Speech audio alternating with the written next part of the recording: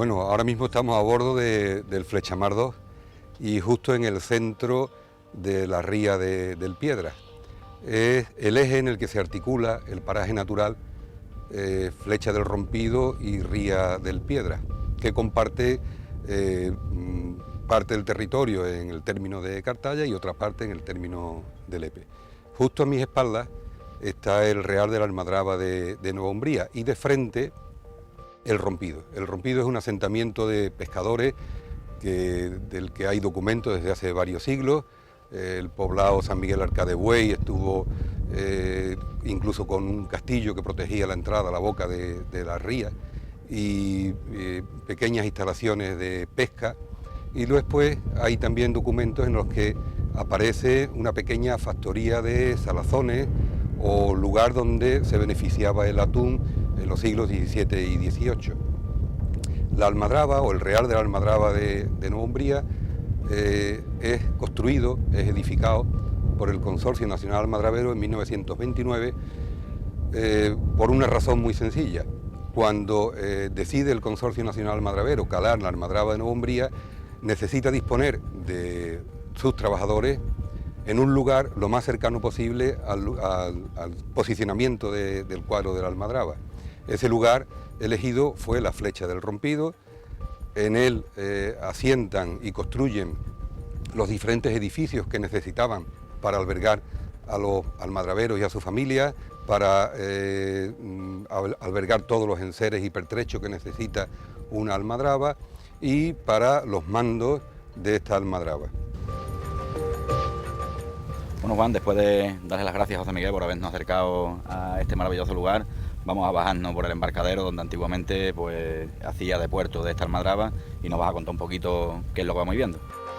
Bueno, exactamente este es el muelle y nosotros vamos a hacer lo que hacían a diario todos los marineros y sus familiares que iban y venían al Rompido para lo que era o podía ser el suministro de una población que en un momento determinado pudo alcanzar los 900 habitantes de manera temporal. Aquí residían solamente en la época de capturas del atún y de preparativos de la almadraba y después el levantamiento, la leva de lo que era todas las redes y todas las instalaciones.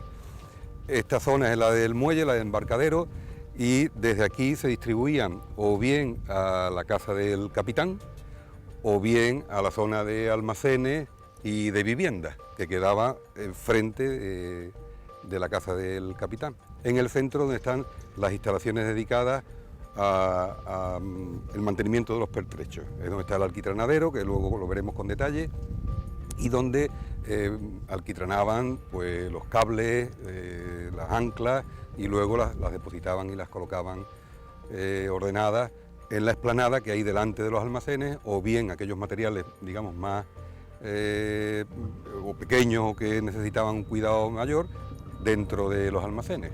Juan, hemos llegado aquí al embarcadero y vemos algunos de los edificios que estamos acostumbrados a ver desde el Rompido, desde la otra banda, desde la banda del Rompido, como le solemos decir. Y estamos acostumbrados a ver pues, la figura de una torre, otra torre. Exactamente qué son esos edificios, porque detrás se encierra algo mucho más grande, ¿no?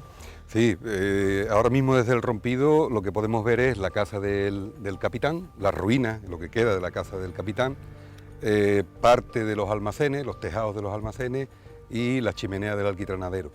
Y donde están todas las viviendas de los marineros de la almadraba. ¿Por qué ahora podemos ver menos que se veía antes, que se veía casi todas las instalaciones? Porque las retamas han ido ocupando aquellos espacios que antes ocupaban las anclas, ocupaban las redes, los arrizanes, los corchos. Hoy, desde que se abandonó la almadraba, hacia 1963, la retama se ha apropiado de todo este terreno. El número de habitantes que había en la época de pesca aquí en el Real de la Almadraba era unos 900. Lo sabemos con seguridad porque se ha documentado, tenemos los documentos del número de cartillas de racionamiento que después de la guerra, en la posguerra, disponían en esta población, en este poblado. Mientras que en el Rompido el número de habitantes era bastante menor. Sin embargo, muchos de los almadraveros que vivían y trabajaban aquí Cuando cerró la almadraba, se fueron a las almadrabas de Santipetrio, de Barbate, que seguían funcionando, y otros se quedaron en el Rompido, viviendo en el Rompido, dedicado a la pesca artesanal, y hoy son pues las familias que han ido aumentando en número dentro del poblado del Rompido.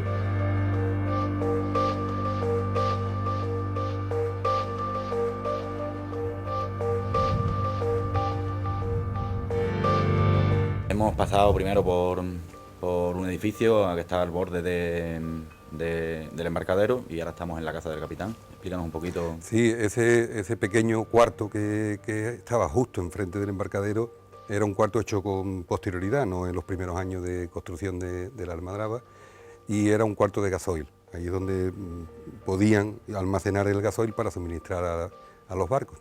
Y ahora estamos justo en la casa del capitán. La situación de la casa del capitán se puede ver, los tejados ya están derruidos, las paredes, los tabiques. Aquí vivía no solo el capitán y su familia, sino que había dos viviendas. En una era el capitán y en la otra el administrador de tierra, el encargado de llevar toda la documentación de la almadraba, cifras de captura, pago y horas de los almadraberos. La casa pues, era una casa bien construida, una distribución adecuada para poder vivir en ella pues, los mandos de la almadraba, el del mando de mar y el mando de tierra, y disponía pues, de las comodidades que en aquel momento, en los años 30, podía disponer una casa, es decir, habitaciones, tenía incluso un pequeño cuarto de baño y una buena cocina. O sea que las condiciones para vivir aquí en este sitio, digamos, que ofrece tan pocas comodidades a priori como es la Flecha del Rompido, aquí vivían bastante bien, ¿no? Sí, era una construcción buena y adecuada al tipo de trabajo que tenían que desarrollar. Estamos hablando del capitán, estamos en la casa del capitán. La vida en la almadraba estaba, por lo que veo, bastante jerarquizada, ¿no? Sí, incluso el nombre real recuerda al modo militar, ¿eh? En una almadraba existían una serie de mandos muy bien jerarquizados, muy bien establecidos los tipos de relaciones entre ellos. Nomenclatura. Capitán, claro. Capitán. ¿Y qué más había, qué más cargos había?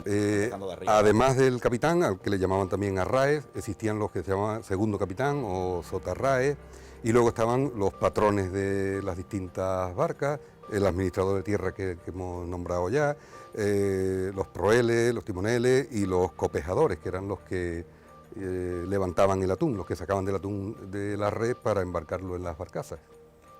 Incluso existía un médico, un practicante, una maestra.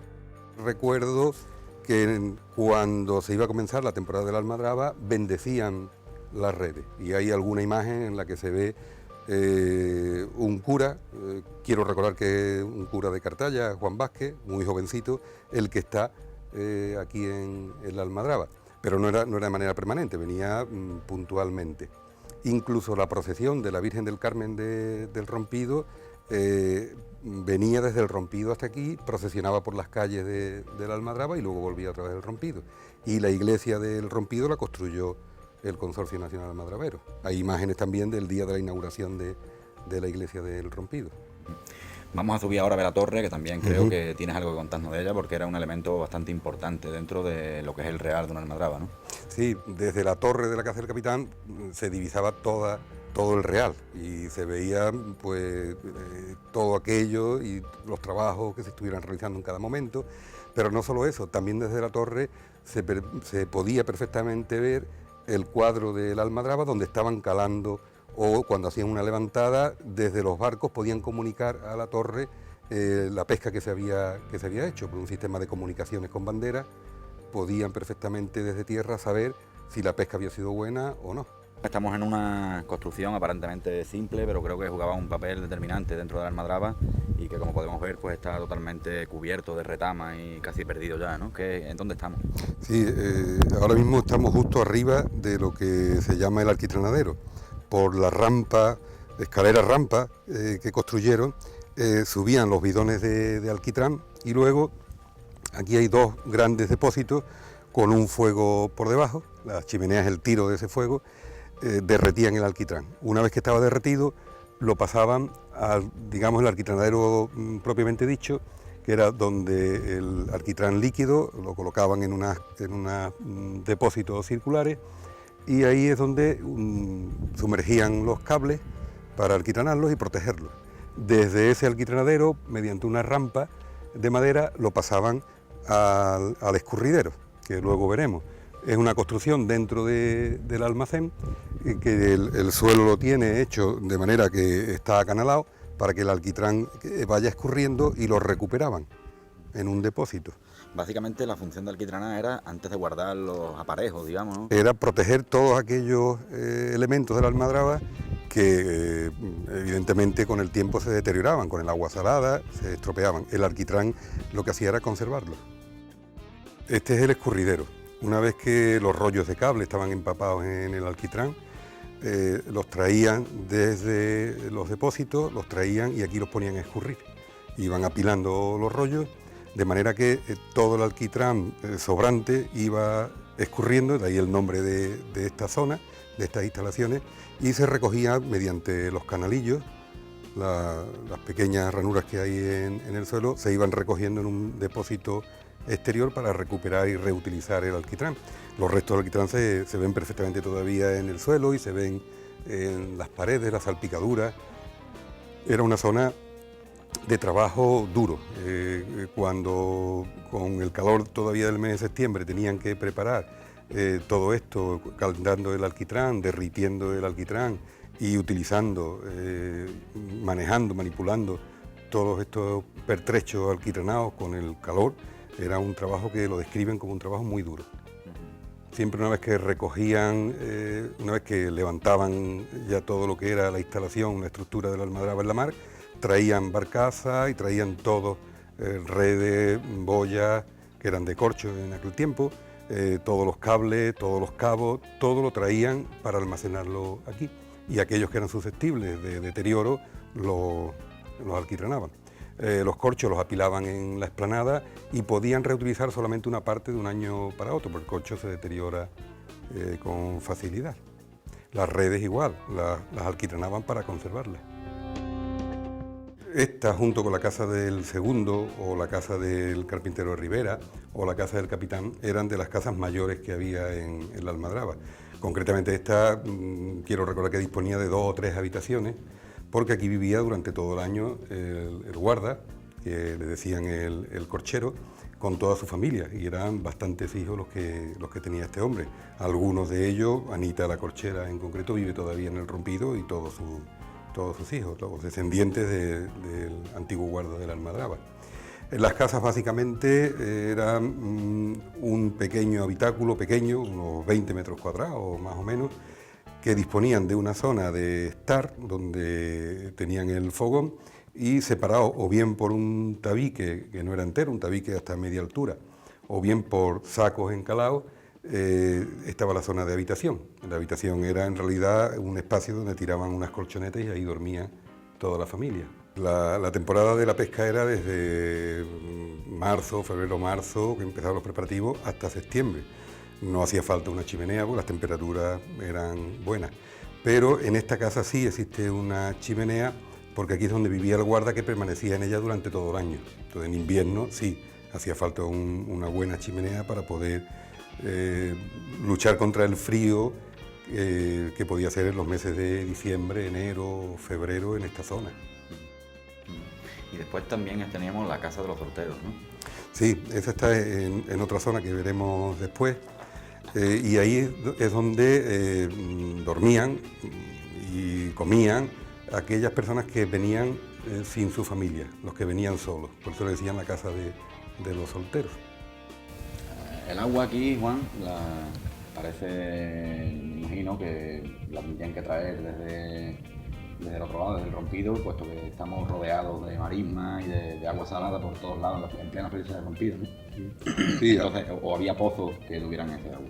A pesar de que es una zona que aparentemente seca, de dunas, hay una estrecha, una fina capa freática justo debajo de la arena. Entonces solamente hacía falta ahondar un poco en la arena para encontrar agua dulce. Si se profundizaba más, entonces sí se llegaba al agua salada. De esa manera aquí podían tener abastecimiento de agua, si no para beber, si para lavar o para lo que necesitaran, para limpiar. Y lo mismo que este pozo, había varios pozos a lo largo de todas estas construcciones. Este en concreto está en el centro de una zona que le llamaban el patio, porque está rodeado de viviendas a un lado y a otro y al fondo. Son 2 pabellones de viviendas y están cerrados por otro pabellón donde están situados los cuartos de los solteros. Hasta tal punto esto podemos decir que, bueno, podemos decir no, los restos demuestran que esto era un verdadero pueblo, porque contamos hasta con un colegio, que es donde estamos ahora, ¿no? ¿Qué instalación es esta? Debemos recordar que eran alrededor de 900 personas, es decir, muchas familias. Almadravero eran 150 aproximadamente y vivían aquí con su familia. Cada almadravero podía tener varios hijos. El consorcio lo que hizo fue parte de uno de los edificios destinados a vivienda, dejarlo sin construir vivienda y habilitar una zona para clases de niños y otro para niñas. Una maestra es la que se encargaba de educar a los hijos de los almadraveros en este lugar. No podía faltar en un sitio donde se concentraban tanta gente, pues el bar, es donde estamos ahora mismo, estamos delante de la barra del bar. Había un bar también aquí, ¿no? Sí, el poco tiempo que tenían libre los almadraveros, que trabajaban casi de sol a sol, pues tenían que dedicarlo a esparcimiento. Y el sitio donde ellos podían venir a echar un rato era en el bar Las Palomas, en este bar que estaba justo detrás de la casa de los solteros. Había otro sitio que era lo que llamaban la cantina, era un economato, donde iban a comprar pues, la comida que necesitaban, la iban comprando a cuenta. Cuando terminaba la temporada liquidaban según lo que se hubieran llevado. Cuando le liquidaban al almadravero le descontaban aquello que había ido retirando durante la temporada. Pero este era el lugar donde ellos podían pasar un rato, los hombres sobre todo, las mujeres no creo que en aquel tiempo vinieran al bar, charlando y contando pues cómo les había ido el día, los problemas que habían tenido, los problemas que podían tener a lo largo del día, de la jornada de duro trabajo. Y hablando de liquidaciones, ¿cómo cobraban y qué sueldo podían ganar aquí los almadraveros? Sí, existen todavía datos de las nóminas. El administrador de tierra, que vive Enrique Jiménez, era el apellido, era el administrador de tierra. Este hombre conserva todavía parte de las nóminas de pago a los almadraveros. Tenían un sueldo, yo no recuerdo ahora mismo la cantidad, era un sueldo en aquel tiempo, digamos que bueno en comparación con los sueldos que podían tener otros marineros u otros trabajadores, otros jornaleros. Y aparte de eso, algún tipo de beneficio obtenían también cuando las capturas eran buenas.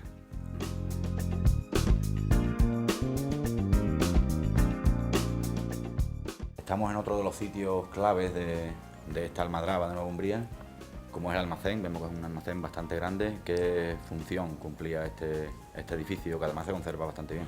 Sí, este es el almacén que construyeron inicialmente. Al mismo tiempo que construyen las habitaciones, las viviendas de los almadraveros, la casa del capitán, construyen un almacén donde puedan colocar y tener ordenados todos aquellos elementos que necesita la almadraba para calarse. Fundamentalmente aquí lo que almacenaban eran redes. Una vez que terminaba la temporada, aquí es donde las colocaban, las ordenaban y las apilaban para tenerlas a resguardo durante todo el invierno. Cuando llegaba la época de volver a calar, sacaban de nuevo la red y las llevaban al mar para calarlas. Me has contado antes unos datos que son bastante llamativos por lo impresionantes, ¿no? ¿Qué cantidad de redes, más o menos, se podían manejar en esta almadraba? Esta es una de las almadrabas que, por los datos que yo manejo, tenía la rabera de tierra más larga de todas las almadrabas que se calaban, no solo en la costa de Huelva, sino también en la costa de Cádiz.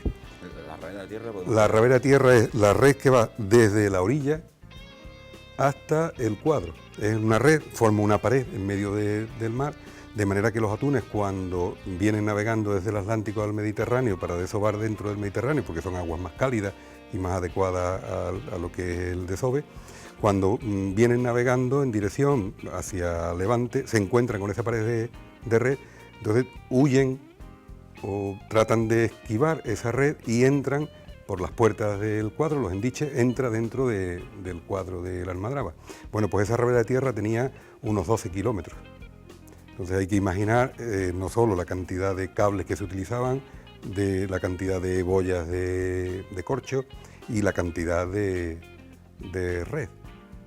Y después tenía una rabera de y luego, una vez que instalaban el cuadro y la rabera de tierra, también adosaban al cuadro la rabera de fuera, que iba desde la zona del cuadro mar adentro, para también tratar de cortar el paso a aquellos atunes que pasaran por fuera del cuadro. El funcionamiento es el mismo, una pared de red desde la superficie del mar hasta el fondo. En la superficie del mar están sostenidas por flotadores de corcho, en el fondo por cadenas, y luego todo el sistema estaba anclado. Eran anclas, las anclas que se ven en las imágenes típicas de las almadrabas, que impedían que las corrientes y las fuerzas de las mareas pudieran desplazar la instalación de la almadraba. Sí, porque ese cuadro se montaba cuando empezaba la temporada y se quedaba fijo ahí hasta que terminaba la temporada. Hasta que terminaba la temporada. Una instalación fija que se hacía en el mar. Era un cuadro hecho con paredes de red, dividido en tres partes, ese cuadro, de manera que cuando entraban los atunes, el capitán, sabiendo por dónde estaban los atunes, podía ir llevando desde los diferentes departamentos, lo llevaba hasta donde estaba el copo. El copo es la única zona, la única parte de la almadraba que tenía red también en el fondo. Una vez que los atunes habían llegado hasta el copo, izaban una red que servía de puerta y luego continuaban izando la red del fondo para que los atunes se vinieran arriba y poder capturarlos. En cuanto a embarcaciones, estamos viendo ahora mismo algunas fotos de la época.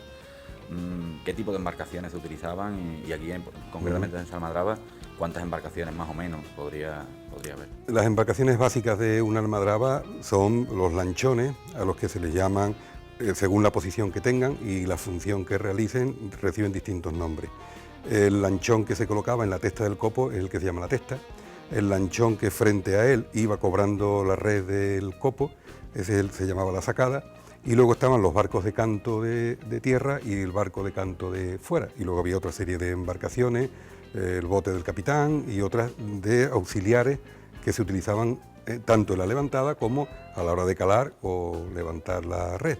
Aparte de eso estaban las motoras y los vapores, que los que servían para llevar y traer de remolque las barcas, las barcazas, los lanchones, cuando venían cargados de redes o cuando venían cargados de pescado. El pescado normalmente, los atunes lo llevaban a las conserveras de Isla Cristina, incluso en algún caso a la conservera de Santipetri. Y por otra parte, todo eso, según vemos en las fotos, es un trabajo de fuerza bruta, ¿no? De tirar la red, de izar las redes, incluso coger los atunes con los arpones, que son animales que llegaban a pesar hasta 300 kilos, ¿no? Sí, la pesca en aquel momento, hoy ya se ha mecanizado mucho el sistema de calar o de levantar. En aquel momento era todo o casi todo manual. No existía ningún tipo de maquinilla, no existían, los barcos eran de remo o se movían mediante espías, tirando de cabos. Solamente las motoras y los vapores los que tenían tracción mecánica. A la hora de elevar redes era todo a base de pulso, y a la hora de sacar los atunes de la red y embarcarlos en la testa o en los barcos de canto, eran los copejadores con un pequeño bichero de mano.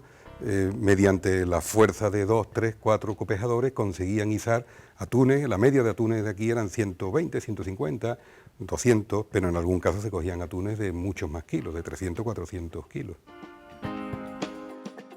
Caminando por este amplio almacén, nos hemos topado con un cartel de época en el que podemos leer Pañol. ¿Qué era exactamente esto de Pañol, Juan? El Pañol es un departamento dentro del almacén y era de los pocos que estaban cerrados para tener a resguardo aquellos elementos de la almadraba pequeños y que pudieran extraviarse.